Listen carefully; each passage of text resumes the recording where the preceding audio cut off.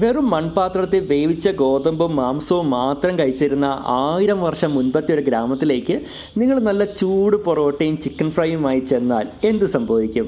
നൂല് പോലെ ഇളകി വരുന്ന പൊറോട്ടയും ചുവന്ന് തൊടുത്തിരിക്കുന്ന ചിക്കനും കണ്ട് അവർ നിങ്ങളെ രുചിയുടെ മാന്ത്രികനായി കാണും.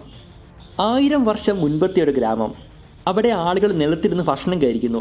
അവരുടെ നടുവിലേക്ക് നിങ്ങളൊരു ഇലയുമായി ചെന്ന് അവിടെ ഇരിക്കുന്നു. എന്നിട്ട് പൊറോട്ടയുടെയും ചിക്കൻ ഫ്രൈയുടെയും പൊതി അങ്ങോട്ട് തുറക്കുന്നു. അതിൻ്റെ മണം പടരുമ്പോൾ എല്ലാവരും മൂക്ക് വിടർത്തി ചുറ്റും നോക്കുന്നു. എന്നിട്ട് ഇങ്ങനെ പറയുന്നു, ഇതെന്താണ് ഈ സാധനം? ഇത് തിന്നാൻ കൊള്ളാമെന്നാണോ? നിങ്ങളൊരു പൊറോട്ട എടുത്ത് കൈകൊണ്ടൊന്ന് തട്ടുന്നു. അത് നൂല് പോലെ അടർന്നു വരുന്നത് കണ്ട് ഗ്രാമത്തിലെ തയ്യൽക്കാരൻ പേടിക്കും. ഇദ്ദേഹം എന്തോ ഒരു സാധനം ഉപയോഗിച്ചുകൊണ്ട് തുണി ഉണ്ടാക്കുകയാണെന്ന് പറയും. നിങ്ങളത് ചിക്കൻ ചാറിൽ മുക്കി അദ്ദേഹത്തിന് കൊടുക്കുമ്പോൾ അത് വായിൽ അലിഞ്ഞു പോകുന്നത് കണ്ട് ഗ്രാമത്തലവൻ തൻ്റെ വിരലുകൾ വായിൽ വെക്കും. അന്ന് മഞ്ഞൾ മാത്രം ഇട്ട് ശീലിച്ച അവർക്ക് ചുവന്ന നിറത്തിലുള്ള ചിക്കൻ കാണുമ്പോൾ അതൊരു കത്തുന്ന കനലായി തോന്നും.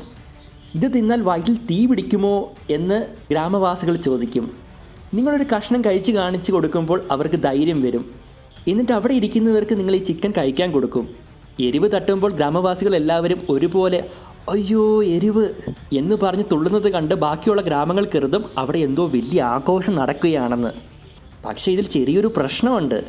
ചിക്കൻ കഴിച്ചു കഴിഞ്ഞ് നിങ്ങൾ എല്ലുകൾ ഇലയിൽ വെക്കുമ്പോൾ എല്ല് ഇത്രയും വൃത്തിയായി തിന്നു തീർത്തത് കണ്ട് ഗ്രാമത്തിലെ വേട്ടക്കാരൻ ചോദിക്കും, ഇത്രയും മൂർച്ചയുള്ള പല്ലുകൾ നിങ്ങൾക്ക് എവിടെ നിന്ന് കിട്ടിയെന്ന്. ഒടുവിൽ ഗ്രാമത്തലവൻ പറയും, ഇനി മുതൽ ഈ ഗ്രാമത്തിൽ ആരും സാധാരണ ഭക്ഷണം കഴിക്കരുത്. ഇന്ന് മുതൽ നമുക്ക് ഈ നൂലപ്പവും ചിക്കൻ കറിയും മാത്രം മതിയെന്ന്. എന്നിട്ട് അവർ നിങ്ങളുടെ അടുത്ത് ട്യൂഷന് വരും. എന്തിനു വേണ്ടിയെന്നറിയാവോ? ഈ ചിക്കൻ ഫ്രൈയും പൊറോട്ടയും എങ്ങനെയാണ് ഉണ്ടാക്കുന്നതെന്ന് പഠിക്കാൻ വേണ്ടി. പക്ഷേ നിങ്ങൾക്ക് തിന്നാനല്ലേ അറിയൂ, കഴിക്കാൻ അറിയത്തില്ലല്ലോ. അതുകൊണ്ട് നിങ്ങൾ അവിടെ നിന്ന് ഓടി രക്ഷപ്പെടുന്നതായിരിക്കും നല്ലത്.